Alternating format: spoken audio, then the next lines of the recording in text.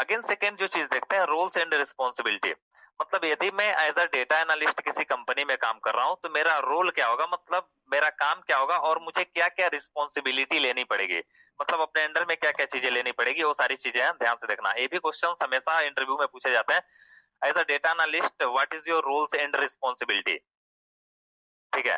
तो आपको आंसर क्या करना है, यदि आप एक डेटा एनालिस्ट हो तो आपको काम क्या करना होता है, डेटा को कलेक्ट करते हो आप, और डेटा को कलेक्ट करने के बाद एसक्यूएल क्वेरीज लिखते हो, एक्सेल के थ्रू आप काम करते हो।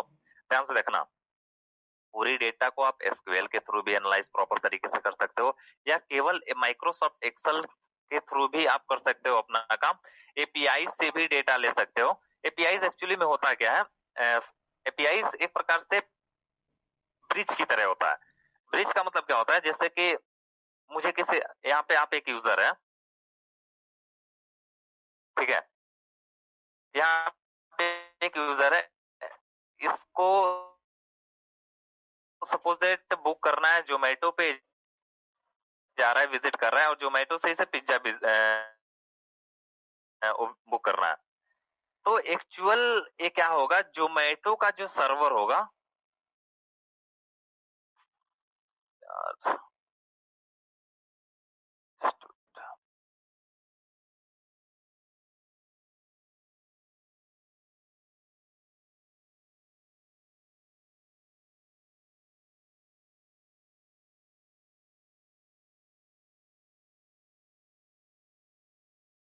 जोमेटो का जो सर्वर होगा ना, ये जोमेटो के सर्वर के पास इसका डिटेल्स जाएगा। ध्यान से देखना,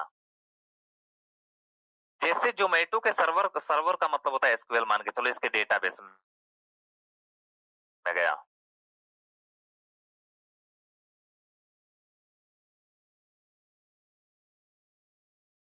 जैसे इसके डेटाबेस में इसका जो भी बुकिंग है आईडी हो गई, और आपको पता है जोमेटो कभी भी पिज्जा विज्जा नहीं बनाता है, वो बस एक कंपनी है, ठीक है। इसके सर्वर में डेटा, ठीक है, उसने यहाँ टाइप का है, और तुम इसे रिसीव करके इसे पिज्जा पहुंचा सकते हो, और यहाँ पे डिलीवर कर देता है। यही प्रोसेस होती है एपीआई का। तो एपीआई ये क्या कर रहा है, एक ब्रिज की तरह ही काम कर रहा है ना इन दोनों के बीच कनेक्शंस का। क्या जो यूजर है उसको इसके बारे में पता है? नहीं, मैं साइट से वहां पे जाने के बाद मैं डायरेक्टली ऑर्डर करूंगा, प्रोवाइड कर दिया, डिलीवर कर दिया प्रोडक्ट को। तो इस तरह से होता है। तो डेटा कलेक्ट करते हैं डिफरेंट डिफरेंट सोर्सेस से, एपीआईज के थ्रू भी कर सकते हैं, एक्सेल के थ्रू कर सकते हैं, एसक्यूएल के थ्रू कर सकते हैं, आप वेबसाइट्स के थ्रू भी कर सकते हो, आप कैगल के थ्रू भी कर सकते हो। तो डेटा को कलेक्ट करते हैं, पहला हमारा काम ये होता है। जैसे डेटा हमारा कलेक्ट हो जाता है, उसके बाद हम डेटा को क्लीन करते हैं। जो ऊपर मैंने बताया, क्लीन करने वाली प्रोसेस में क्या करते हो, मिसिंग वैल्यू को हैंडल करते हो, डुप्लीकेट्स को रिमूव करते हो, और फॉर्मेट प्रॉपर तरीके से करेक्ट करते हो। प्रॉपर तरीके से फॉर्मेट ऐसा समझो तो आप टेबल में भी रख सकते हो, कंट्रोल टी डायरेक्टली प्रेस करोगे तो टेबल फॉर्मेट में अरेंज हो जाएगा। तो डेटा को क्लीन की जाती है। जैसे डेटा क्लीन की जाती है, और गाइस ध्यान से सुनना, डेटा क्लीनिंग में ना 60 to 70% टाइम इसी के ऊपर दिया जाता है। क्यों, वाई? डेटा क्लीनिंग में 60 से 70% टाइम क्यों दिया जाता है, भाई? रीजन बताएगा कोई?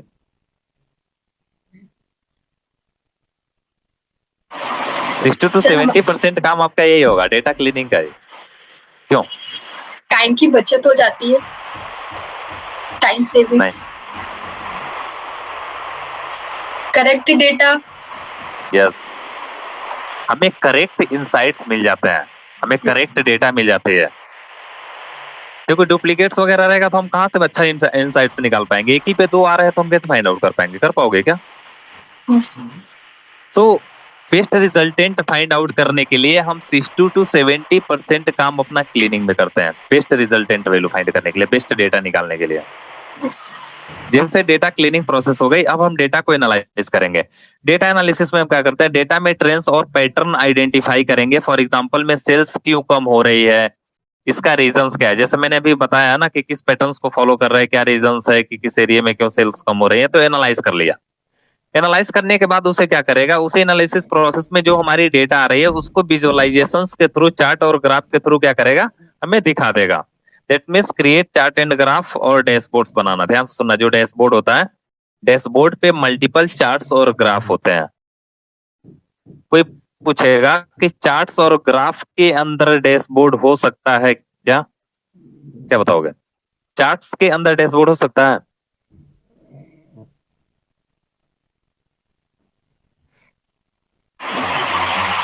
टेक्स्ट बोर्ड्स के नहीं हो अंदर सकता है यार, कहाँ हो सकता है? डैशबोर्ड के चार्ट्स के अंदर डैशबोर्ड नहीं हो सकता, लेकिन डैशबोर्ड के अंदर चार्ट, ऐसे समझो डैशबोर्ड जो होता है ना, मैं थोड़ा सा आपको दिखाता हूँ। एक डैशबोर्ड होता है, पूरा ओवरऑल पेज होता है जिसपे डिफरेंट डिफरेंट टाइप्स के आपको दिखते हैं चार्ट्स। थोड़ा सा दिखाता हूँ डैशबोर्ड।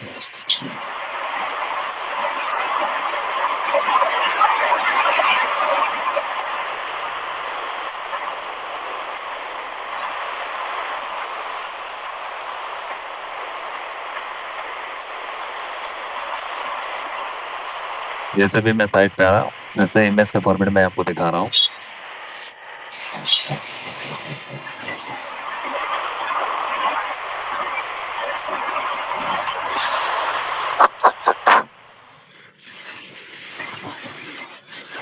ओके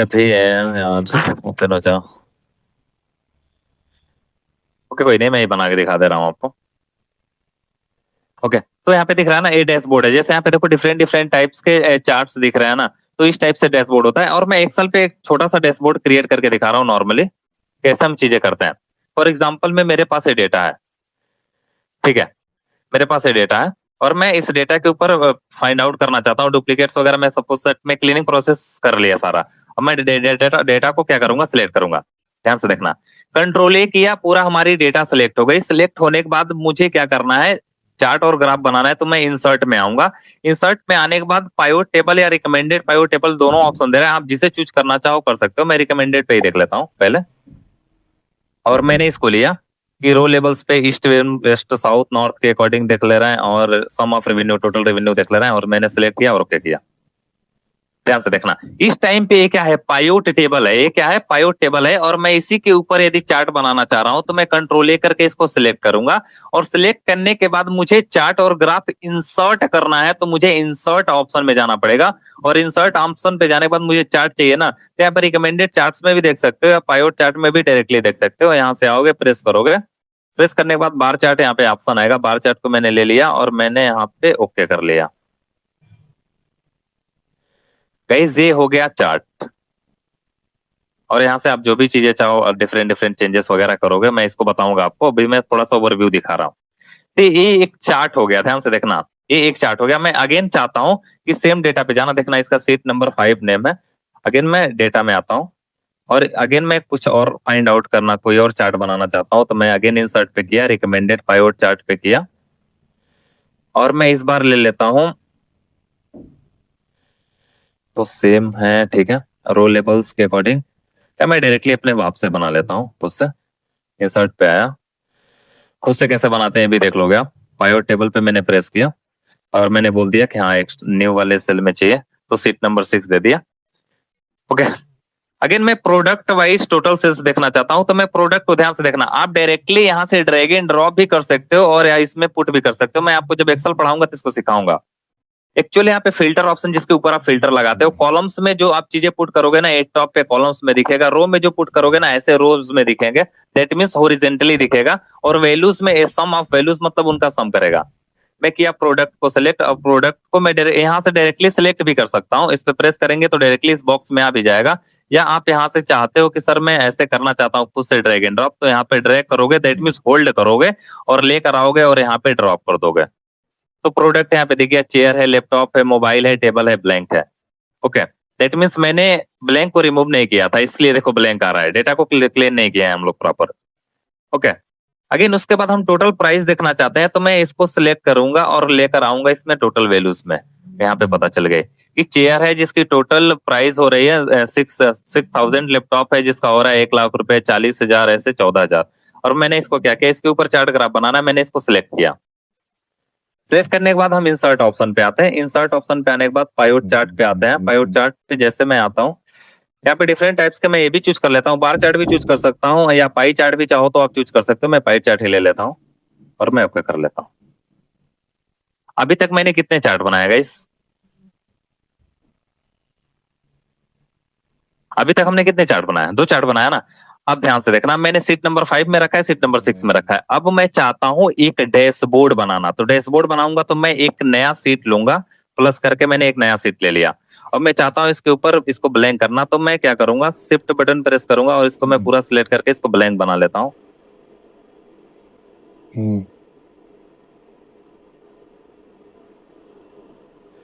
ओके, मैं इतना चाहता हूँ और इसको मैं पूरा प्रॉपर तरीके से क्या करता हूँ, मर्ज एंड सेंटर कर लेता हूँ।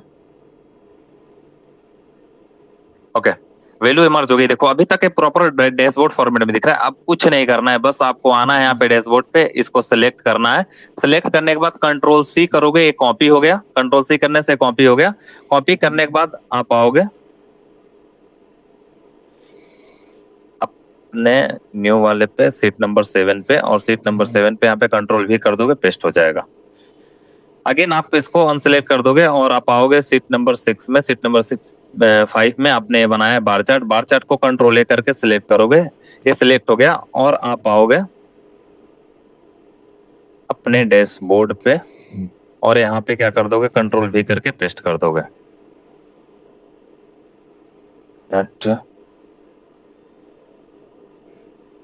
जस्ट वेट यार्स, अब कॉपी नहीं हुआ है। मैं भी मैंने सिलेक्ट किया, कंट्रोल सी किया, कॉपी हो गया। और सीट नंबर 7 पे हम आते हैं। एक्चुअल में कई बार कॉपी हो चुका है। सर कॉपी हो गया, बस एक के ऊपर एक आ गया शायद। हाँ, एक के ऊपर एक आ गया, सॉरी, हो जाएगा मैंने। ओके, तो यहाँ पे आ गया। अब इसको चाहते हो कि सर मैं इसी के ऊपर अप्लाई हो गया और इसको साइड में ले जाना चाहते हो, तो इसको होल्ड करोगे। होल्ड करने के बाद इसको साइड में लाकर बगल में रख दोगे, इसके ड्रॉप कर दोगे। मैं यहाँ से कट करता हूँ इसको। ओके, आप इसके साइज इंक्रीज या डिक्रीज कर सकते हो। तो एक प्रकार से हो गया हमारा डैशबोर्ड। इस डैशबोर्ड पे टोटल यदि मैं पूछूं कितने चार्ट्स में रखा हो तो क्या बताओगे?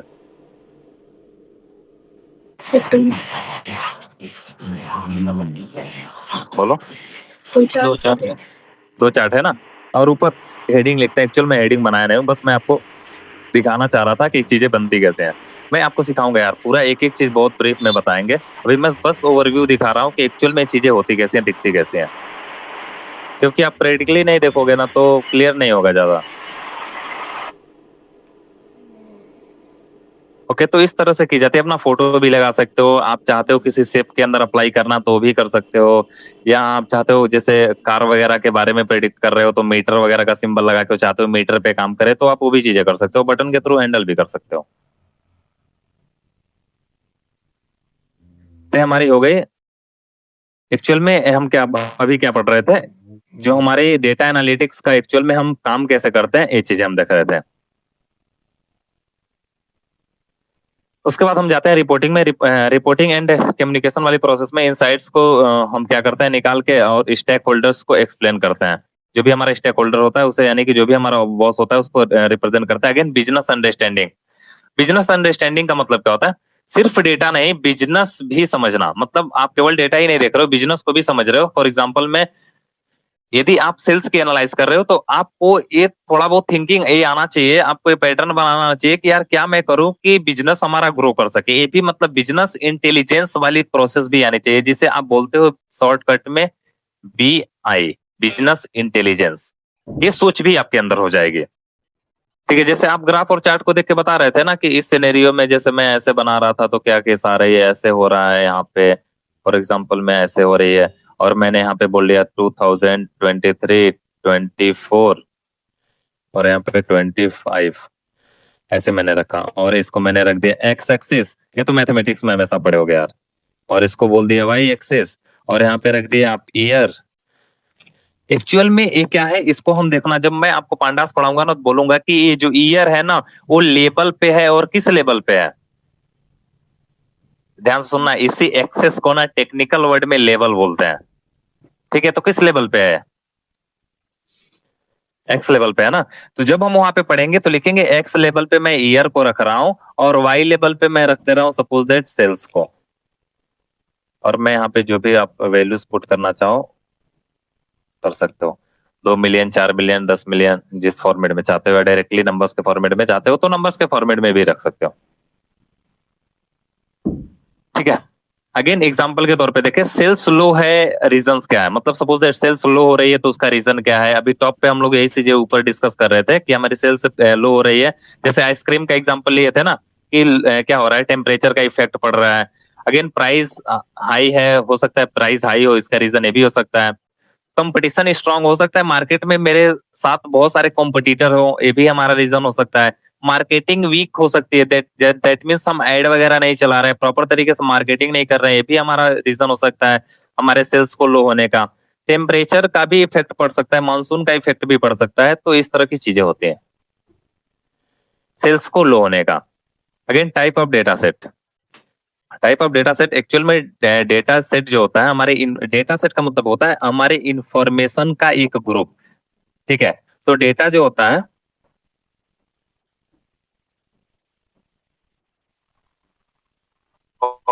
हमारा क्या इंफॉर्मेशन,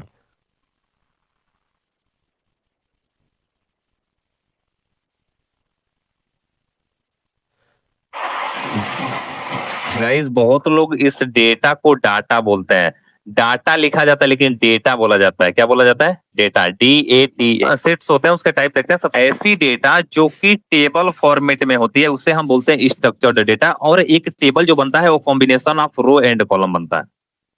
तो स्ट्रक्चर्ड डेटा की जब बात की जाएगी तो when our data present in form of table that means are called structured data. जब भी हमारा डेटा जो रहेगा टेबुलर फॉर्मेट में रहेगा इस तरह से।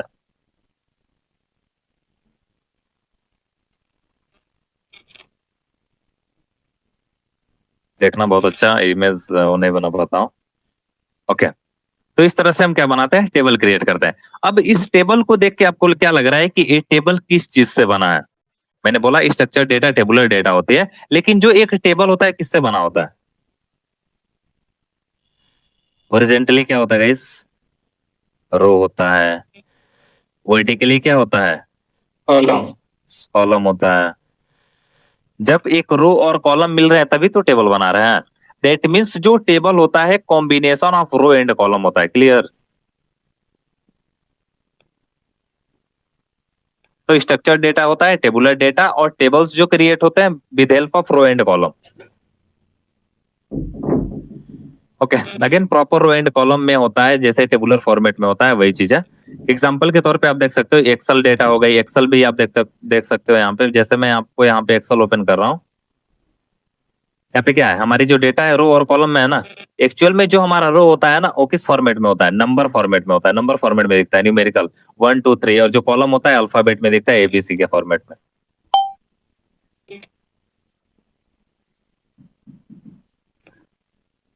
अगेन बात करते हैं अनस्ट्रक्चर्ड डेटा। अनस्ट्रक्चर्ड डेटा क्या होता है? अनस्ट्रक्चर्ड डेटा एक ऐसा डेटा होता है जो कि टेबल के फॉर्मेट में नहीं होता है। तो किस फॉर्मेट में होता है सर? टेबल फॉर्मेट में नहीं होगा। वो देखो किस किस फॉर्मेट में होता है। इमेज के फॉर्मेट में होगा, टेक्स्ट के फॉर्मेट में होगा, आईडियो के फॉर्मेट में होगा, वीडियो के फॉर्मेट में होगा। यानी कि इस टाइप के डेटा को आप बोलते हो अनस्ट्रक्चर्ड डेटा। और गाइस जो हम काम करते हैं ना वो स्ट्रक्चर्ड डेटा के ऊपर करते हैं, अनस्ट्रक्चर्ड डेटा के ऊपर नहीं करते हैं। अनस्ट्रक्चर्ड डेटा के को काम कराने के लिए हम यूज करते हैं मोंगोडीबी, जो कि एक डेटाबेस होता है। ओके, अगेन बात करते हैं semi structured data. Semi structured data क्या होता है? सेमी स्ट्रक्चर्ड डेटा स्ट्रक्चर्ड और अनस्ट्रक्चर्ड का कॉम्बिनेशन होता है। जैसे कि इसमें कुछ टेबुलर फॉर्मेट में होगा, कुछ अनटेबुलर फॉर्मेट में होगा। इस तरह के डेटा को हम सेमी स्ट्रक्चर्ड डेटा बोलते हैं। But most of the cases structured और अनस्ट्रक्चर्ड डेटा को ही पढ़ाया जाता है, बताया जाता है। बट मैं सेमी स्ट्रक्चर्ड को भी आपको बता दे रहा हूँ, यदि किसी ने पूछा तो आप आंसर कर देना। जैसे कि जेसॉन लिख सकते हो। जेसॉन का एक्चुअल मतलब होता है जावास्क्रिप्ट ऑब्जेक्ट नोटेशन के फॉर्मेट में। XML जो होता है एक्सेल के तरह ही दिखता है, ये फॉर्मेट होती है। जेसॉन जो होता है जस्ट लाइक आपको डिक्शनरी के ही तरह दिखेगा, जिसमें रो और कॉलम होंगे, की और वैल्यू। डिक्शनरी तो ऐसे ही क्रिएट की जाती है ना।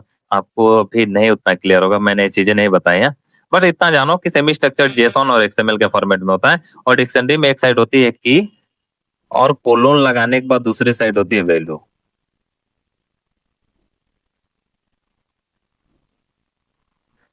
अगेन इंडस्ट्री फैक्ट्स में देखें तो 80 to 90% डेटा अनस्ट्रक्चर्ड होता है। ठीक है, डोमेन नॉलेज की बात करें। डोमेन नॉलेज क्या होता है? एक्चुअल में जिस इंडस्ट्री में काम कर रहे हो, मतलब जिस इंडस्ट्री में भी हम काम कर रहे हैं उसकी अंडरस्टैंडिंग, दैट मीन्स उसके बारे में नॉलेज प्रॉपर तरीके से होने का जो प्रोसेस होता है उसी को हम बोलते हैं डोमेन नॉलेज। ठीक है, जैसे यदि मैं बोलूं डेटा एनालिटिक्स हम लोग सीख रहे हैं, तो डेटा एनालिटिक्स के बारे में हमें पता होनी चाहिए डेटा क्या होता है। एक्चुअल में डेटा किस किस फॉर्मेट में होता है, टाइप्स क्या होते हैं, डेटा एनालिटिक्स होता क्या है, हम इसमें काम क्या करते हैं, तो ये हमारी हो गई डोमेन नॉलेज। ओके, जैसे that means understanding the business domains you are working in. जिस भी आप बिजनेस के बारे में काम कर रहे हो, जिस भी डोमेन्स में आप काम कर रहे हो, तो उसके बारे में ओवरऑल आइडिया आपको होना चाहिए। अगेन हम बात करते हैं इंपॉर्टेंट क्यों है, वाई। अगर तुम डोमेन नहीं समझोगे तो इनसाइट्स गलत हो सकता है। दैट मीन्स यदि हम अपने डोमेन्स के बारे में नॉलेज नहीं रख रहे हैं तो हम कैसे निकाल पाएंगे। सपोज दैट मुझे डेटा एनालिटिक्स का काम करना है और मैंने लगा उसमें वेबसाइट क्रिएट करने का काम करना, तो फिर तो इनसाइट्स गलत आ गई ना। जो मुझे इनसाइट्स का मतलब जो हमें रिजल्ट चाहिए था वो रिजल्ट नहीं आ रहा है, मैं जो चाह रहा हूँ वो चीजें मुझे नहीं मिल रही हैं। इसलिए इंपॉर्टेंट होता है कि सो दैट मुझे जिस चीज की नीड है वो मुझे मिल जाए। यदि मुझे वेबसाइट क्रिएट करना है, मैं डेटा की एनालाइज कर रहा हूँ, तो क्या हमारी इनसाइट्स गलत आएगी। और डेटा की एनालाइज करना है, वो क्रिएट कर रहे हैं, तो भी हमारी इनसाइट्स गलत आएगी। हाँ, यदि मुझे डेटा की जरूरत है, मतलब डेटा के थ्रू मुझे इनसाइट्स निकालना है और मैं डेटा को ही एनालाइज कर रहा हूँ, तो हमारी इनसाइट्स जो भी होगी, हमारी रिजल्ट, इनसाइट्स को इजी वे में मैं यदि आपको बताऊं तो आप इसे रिजल्ट भी बोल सकते हो।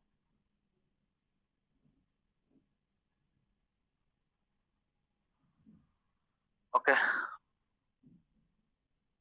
अगेन एग्जांपल के सिनेरियो में देखें, ई कॉमर्स में जैसे कि कन्वर्जन रेट क्या है, मतलब कितना कन्वर्जन रेट हो रहा है, मतलब कितने प्रोडक्ट आ रहे हैं तो उसमें से कितने कन्वर्ज हो रहा है, मतलब कितने सेल हो जा रहा है। कार्ट एबंडनमेंट क्या होता है, ये सारी चीजें देखते हैं, मतलब कितनी चीजें इसमें है तो कितने प्रोडक्ट लोग लाइक कर रहे हैं, क्या चीजें ज्यादातर ऑक्युपाई कर रहे हैं। या आप देखना कभी मॉल वगैरह में विजिट करते होगे, तो मॉल में जो प्रोडक्ट रखे जाते हैं ना, वो एक फॉर्मेट में रखे जाते हैं। जैसे कि स्टार्टिंग में कुछ ऐसे प्रोडक्ट रखे जाएंगे ना जिसमें ऑफर वगैरह चलेगा। अब उन ऑफर्स के वैल्यूज को देख के आप डायरेक्टली एंटर करते हो। कभी भी देखना, किसी भी मॉल में जाते हो कपड़े खरीदने के लिए, तो जिन जिन कपड़ों पे ज्यादातर ऑफर रहता है ना, उन्हें स्टार्टिंग में ही लगाते हैं। अब आप देखोगे यार इतना ऑफर चल रहा है, लग रहा है मॉल में थोड़ा कम पैसे में वो चीजें प्रोवाइड करते हैं। आप अंदर गए, अंदर जाने के बाद वो आपको कुछ ऐसी ऐसी चीजें देखने के लिए मिलेंगी, आपका मूड नहीं भी रहेगा फिर भी लोगे। उस टाइप की चीजें वो एक्चुअल में प्लानिंग करके वैल्यूज को रखते हैं। अगेन हम बात करते हैं केपीआईज की। केपीआई क्या होता है, की परफॉर्मेंस इंडिकेटर होता है। एक्चुअल में केपीआई वो मैट्रिक्स होती है जिससे कि बिजनेस परफॉर्मेंस मेजर किया जाता है। बिजनेस प्रॉपर तरीके से काम कर रहा है कि नहीं कर रहा है, या जो भी हम बिजनेस पे लगा रहे हैं हर मंथ इतना रेवेन्यू आ रहा है या नहीं आ रहा है, इस टाइप की चीजें आप केपीआई के थ्रू फाइंड आउट करते हो। और KPI are measurable values use to track business performance. Business के परफॉर्मेंस को ट्रैक करने के लिए इसका यूज किया जाता है। अगेन बात करते हैं, ध्यान से सुनना, केपीआई और एपीआई अलग होता है। एक होता है केपीआई, एक होता है एपीआई।